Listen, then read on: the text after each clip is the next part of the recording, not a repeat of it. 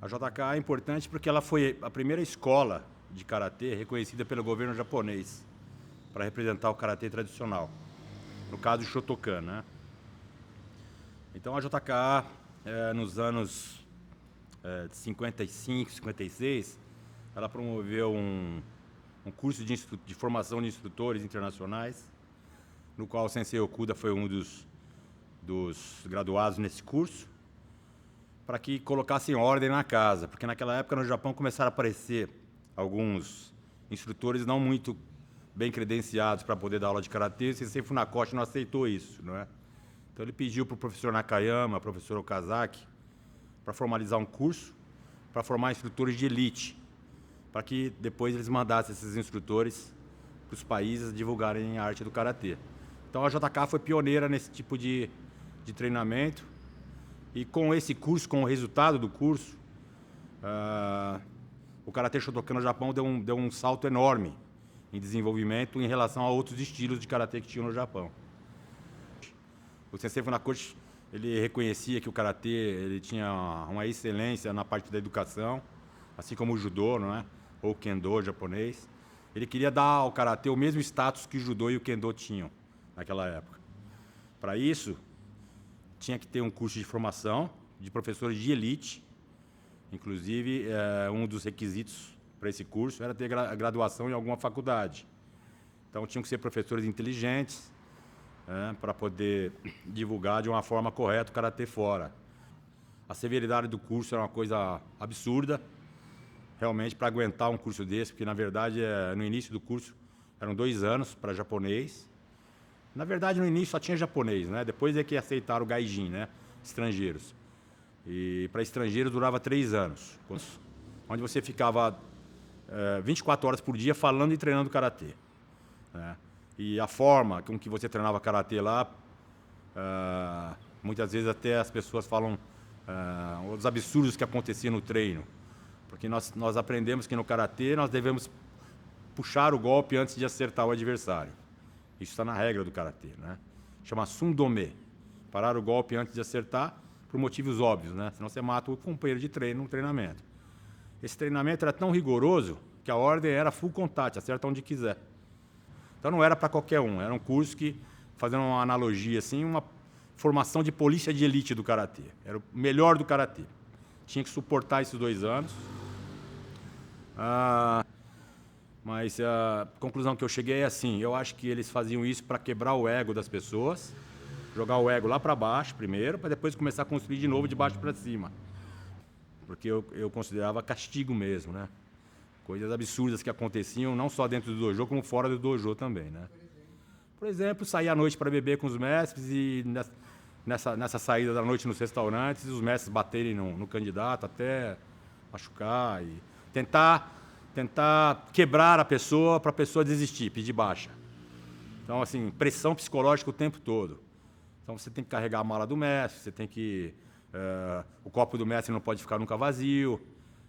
Então, assim, eles ficam te testando o tempo todo. Eu tenho conhecimento aí de pelo menos 1 ou 2 que morreram no treinamento.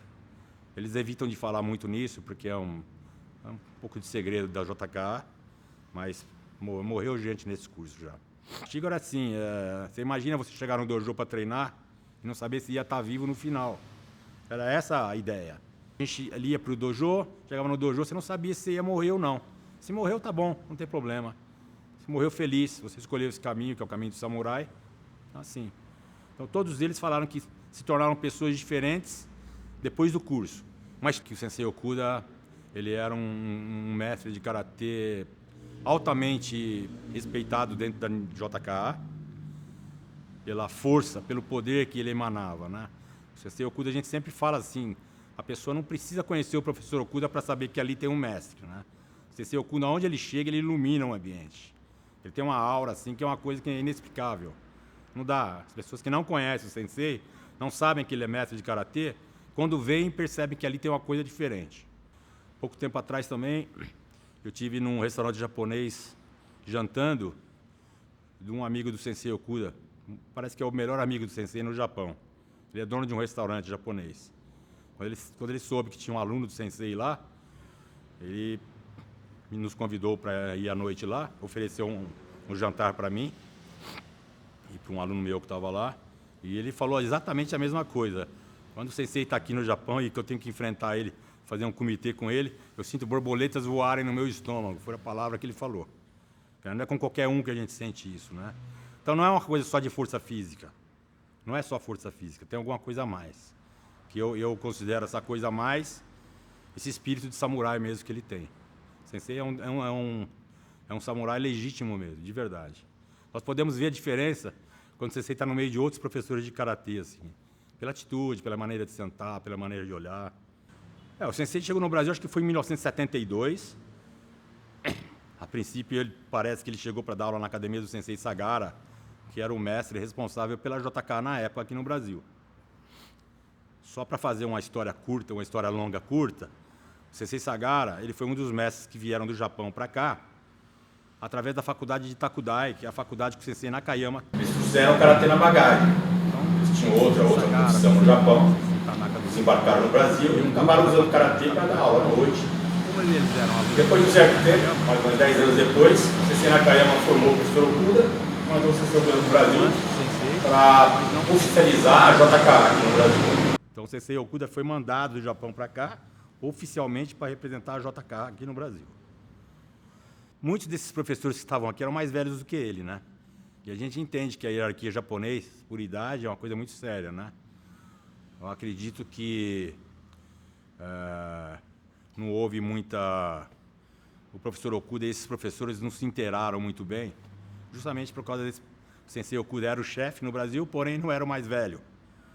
Então, acho que isso ocasionou algum tipo de atrito, que eles acabaram se distanciando um dos outros, né?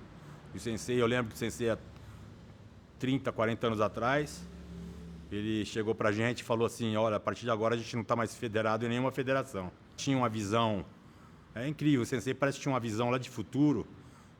Essa parte política ele sempre ignorou, parte política, parte de competição também, ele sempre, nunca ligou muito para a competição, apesar de ter criado a melhor equipe do Brasil de karatê. Quando ele chegou no Brasil, ele criou um curso de instrutores aqui no Brasil, no qual se formaram sensei Okuyama, sensei Ricardo, sensei Enio. E esses representantes dele foram os melhores karatekis que o Brasil teve, até hoje. Logo depois dessa fase, o sensei cortou a competição, porque ele começou a seguir um caminho mais espiritualizado do karatê e começou a pesquisar mais essa profundidade do karatê dele. E chegou à conclusão que a competição era mais ruim do que bom. Então ele fechou para a competição.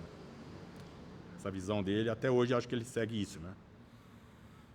Enquanto o mundo todo seguiu o lado da competição, né? Então a gente se pergunta assim, será que foi bom a competição para o karatê? A gente fala assim, pô, mas o Nakayama Sensei que inventou a competição. Mas o Nakayama Sensei fez isso para divulgar o karatê, para uma vitrine, para vender o karatê.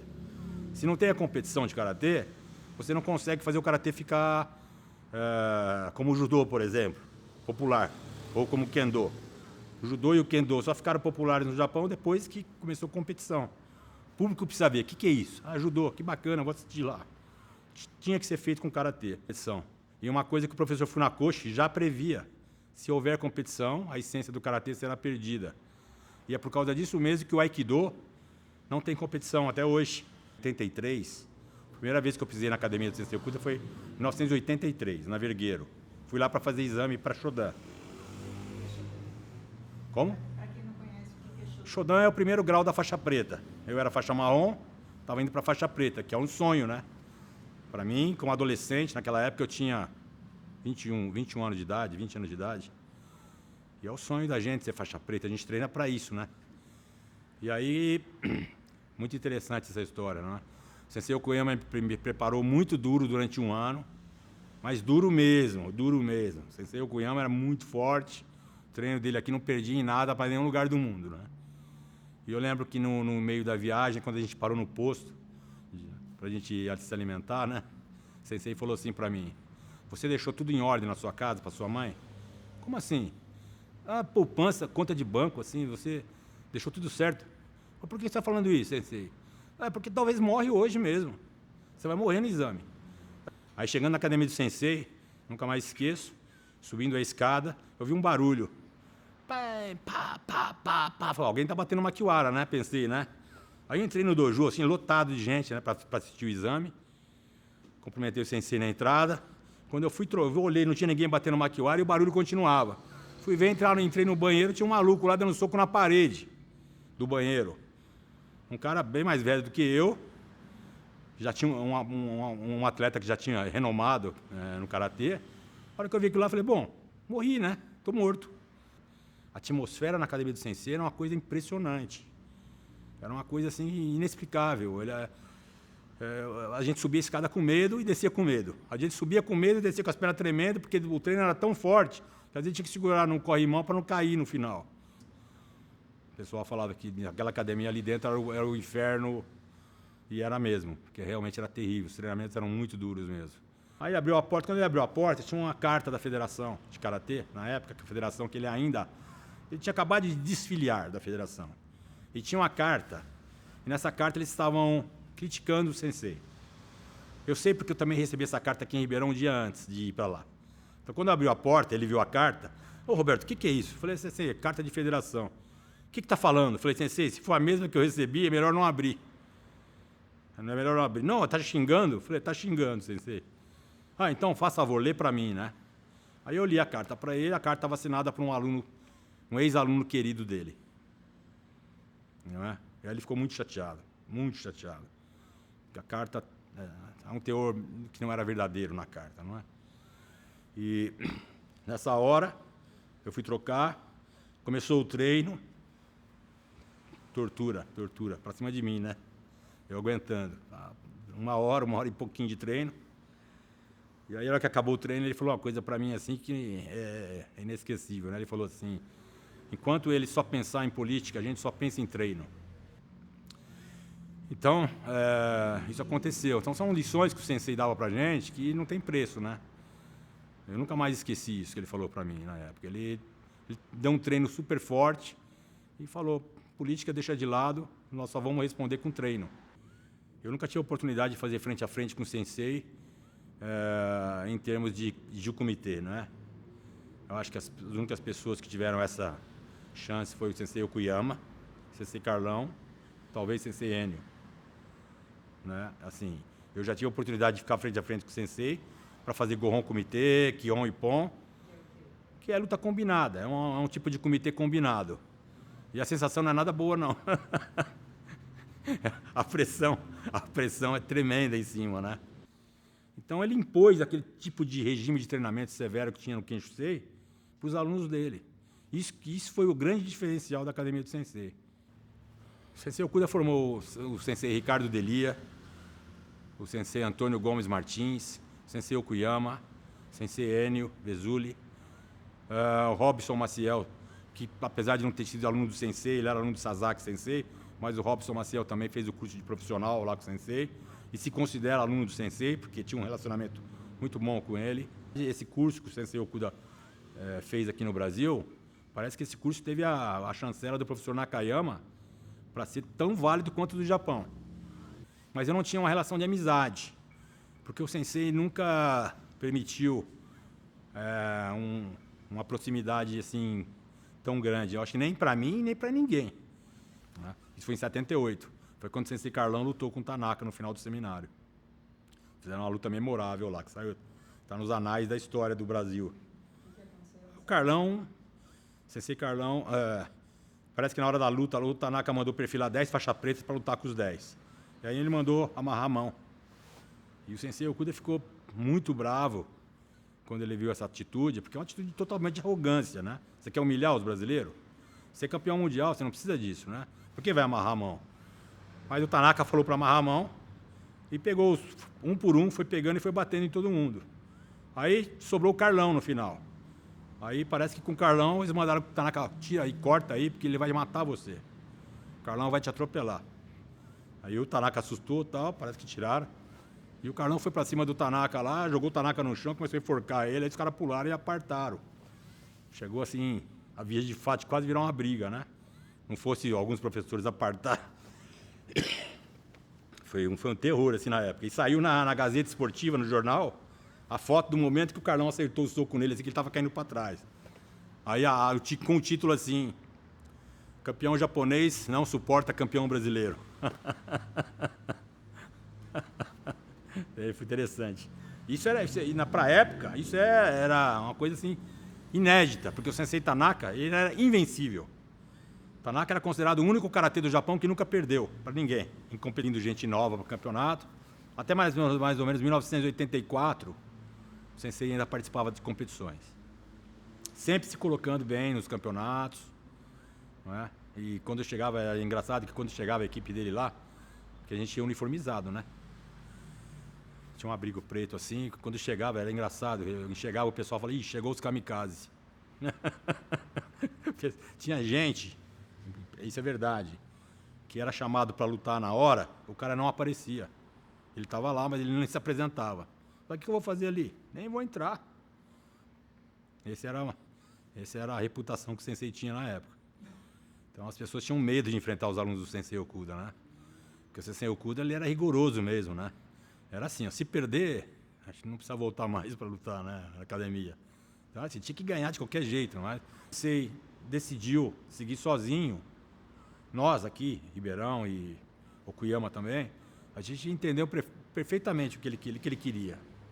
Porque a gente já estava envolvido com essa parte da política também. Perseguição, a gente que estava envolvido com o nome do professor Okuda, as federações perseguiam a gente, tentavam de qualquer maneira denegrir nossa imagem, nosso nome, não é?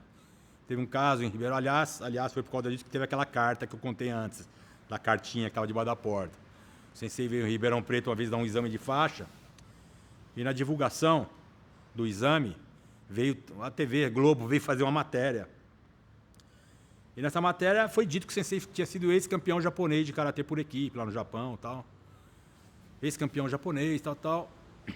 E isso pegou para alguma autoridade lá de São Paulo que não gostou de falar isso, tal. Ele nunca foi campeão de nada. Aí começaram esse tipo de constrangimento que era totalmente. Bom, qual você diria que foi o papel dele na sua vida? O Sensei teve um papel importante na minha vida, porque eu acredito que o legado que ele deixou para mim de karatê foi o legado de espírito, né? Esse espírito forte, esse espírito de batalhador, de guerreiro, de samurai que ele tem, isso aí ele conseguia passar muito no treino dele. É uma coisa que eu não vi outro professor ainda de karatê no mundo que conseguia passar isso tão bem quanto ele. Você vê pessoas tecnicamente bons, talvez melhores tecnicamente do que ele, mas que não tem esse espírito que ele tem. Porque é uma coisa impressionante. Quando você vê, é um samurai mesmo, aquilo que eu falei uma vez, né? Samurai do século XIII, XIV, samurai antigo, aquela figura que impõe muito respeito só de você olhar, né? O que vale no soco é derrubar, é o final. Isso que vale. Se você não tem espírito, você não vai derrubar nunca. Então, o Sensei deixou esse legado de força samurai mesmo, né? E na hora que o Sensei estava explicando o Maigerick falando isso, essa pessoa lá de trás falou assim, eu defendo qualquer coisa. Isso aconteceu, tá? Não estou inventando essa história ocorreu. Aí o Sensei virou pro Carlão e falou assim, Sensei era engraçado, Sensei tem uma forma de comunicação muito interessante, ele não fala direto para a pessoa, ele olha pro Carlão, Carlão, quem falou? Fulano de tal que falou, Sensei. Então chama ele para cá, frente a frente comigo, me mostra. Aí chamou. Você defende? Eu defendo o Maigiri de qualquer um. Falou assim, o meu você não defende. Eu defendo qualquer um. Então tá bom, eu vou chutar, você defende. Aí o Sensei fez Gedambará, ele fez a posição para atacar. Preparado? Preparado. O Sensei chutou, não deu tempo nem do cara levantar a mão para defender. Acertou, o cara apagou, caiu desmaiado no chão. O Sensei passou por cima do corpo dele, pulou o corpo dele, falou assim, continua, continua a aula como se tivesse acontecendo nada. E nisso o Carlão veio correndo para socorrer ele. O Sensei está morrendo, Sensei, parou de respirar, deixa morrer, samurai, está feliz. Aí isso aconteceu, uma vez na academia dele lá em São Paulo. Deu 10 minutos depois, o cara melhorou, foi pro vestiário, o cara estava bravo lá no vestiário, vou matar esse japonês.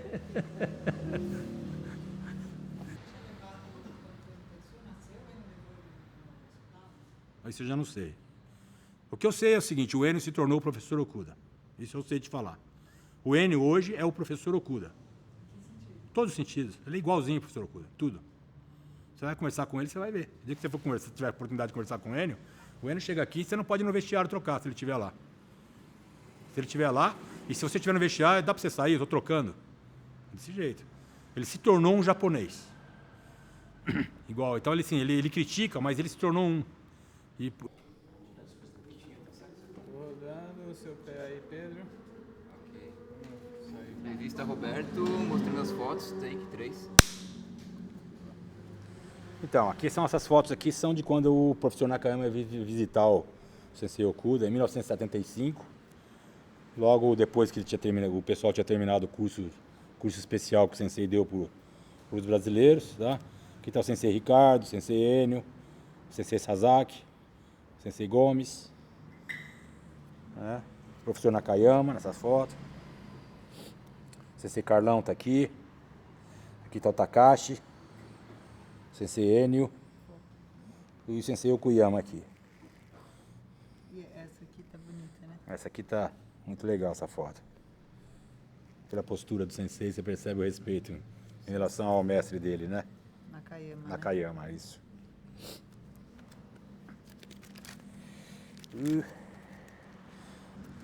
Aqui o Sensei Okuda, junto com o Sensei Kanazawa. O Sensei Kanazawa veio no Brasil em 94, o Sensei Okuda fez parceria com ele para demonstrar os golpes. Para quem não sabe, o Sensei Kanazawa é uma lenda do Karatê, né? Um dos mestres mais conhecidos do mundo. Foi dele, então, a história que você me contou, né? Do quê? De quando você viu o Okuda com ele? Não. Foi. No vestiário lá? Do vestiário? Foi ele. Foi nesse dia aqui. Então conta. Foi nesse dia. Como é que foi essa história? A história é assim, né? O Sensei veio para Ribeirão dar um curso pra gente aqui, né? E eu já tinha sido convidado para participar do curso do Sensei Kanazawa, né? Aí eu falei pro Sensei, o senhor vai no curso do Kanazawa, Sensei, São Paulo? Aí você já me dá uma bronca, né? Como assim? O Kanazawa vem semana que vem, Sensei. Eu não tô sabendo, não fui convidado, né? Eu falei, não, então eu vou providenciar o convite. Aí eu liguei pra pessoa que estava fazendo o evento.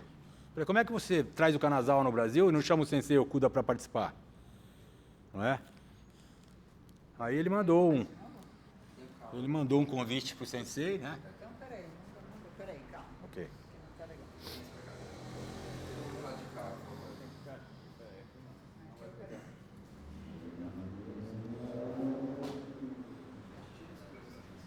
Eu acho melhor ele contar. Você seguir aqui na foto e ele contando. Naquela foto lá? Na própria, né? Na visita do Kanazawa.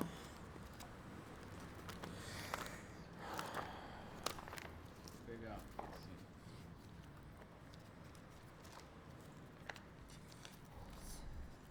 Muita coisa, hein, Roberto? Nossa, sim.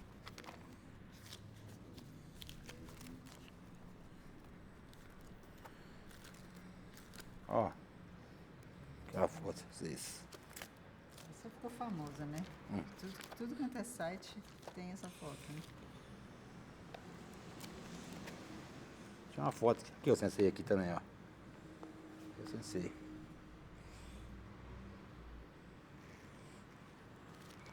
O Sensei Kanazawa veio no Brasil em 1994.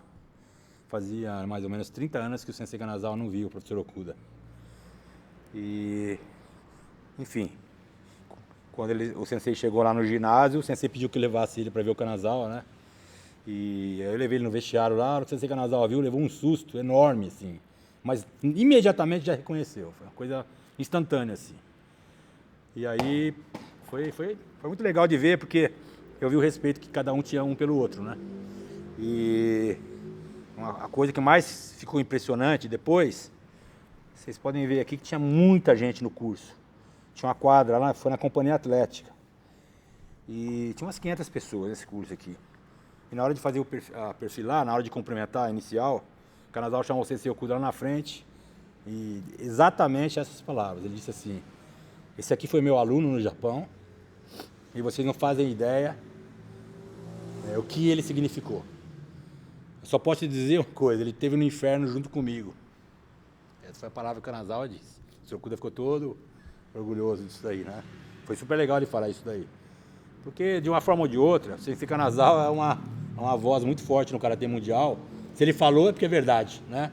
Aqueles que tinham ainda dúvida de alguma coisa. Porque como o Sensei não aparecia em lugar nenhum, eu lembro que tinha nesse curso aqui, tem um dia lá, os caras falavam assim, esse que é o professor Okuda? Esse que é ele? Nossa, eu ouvi falar dele, mas nunca tinha visto. Né? E aí, oportunidade dos dois se reencontrarem aqui. E na hora de fazer frente a frente foi impressionante de ver. O Sensei deu uma igueirinha no Sensei Kanazawa lá, que se o Kanazawa não tomasse cuidado lá, ele ia cair lá de cima. Eles estavam em cima de um negócio de madeira, tá vendo? O Sensei chutou tão forte que o Kanazawa desequilibrou, caiu para trás, caiu aqui para baixo. Só pode me chamar o Nigel, tem algum Nigel aqui? Até o Nigel Jackson. Chama ele que eu queria falar com ele, porque... coisas do professor Okuda, né? Aí ele foi me buscar para almoçar nesse dia. Levou esse álbum de fotografia. O Nigel foi Kohai do Sensei no Kenshusei do Japão. Foi o primeiro não japonês a terminar o curso. O Sensei terminou o curso dele em 67 e ele começou em 67. Então o Sensei tinha acabado de sair, o Nigel entrou. E o Sensei cuidou dele no curso. Palavras dele. Se não fosse o Sensei Okuda, eu estava morto. Ele me protegia. Uma informação que pouca gente sabe, né? O Sensei Nakayama escreveu vários livros, esse aqui foi o primeiro livro que ele escreveu, né? De kata. Mas tem uma série mais moderna que chama O Melhor Karatê, Best Karate. E no Best Karate ele coloca assim na dedicatória, no começo ele fala assim, queria agradecer o meu classmate, meu colega de treinamento, Miyata Minoru, né? O Miyata Minoru era um dos karatecas mais fortes do Japão e tinha a mesma graduação do Nakayama. E muita gente não sabia, né? Por que o Miyata tem a mesma graduação que o Nakayama, mas ninguém conhece ele? Eles eram colegas da Takudai. E nesse livro aqui, o Sensei Miyata aparece, que é raridade, você não vai achar ele em foto, muito difícil achar ele em foto. Tá? Mostrando o Katateki Shodan. Tá? Com o professor Okuda. Então, o professor Okuda, realmente, nessa época, ele conheceu todos os veteranos, todos. A elite da elite do Karatê, ele estava presente nos treinamentos com ele.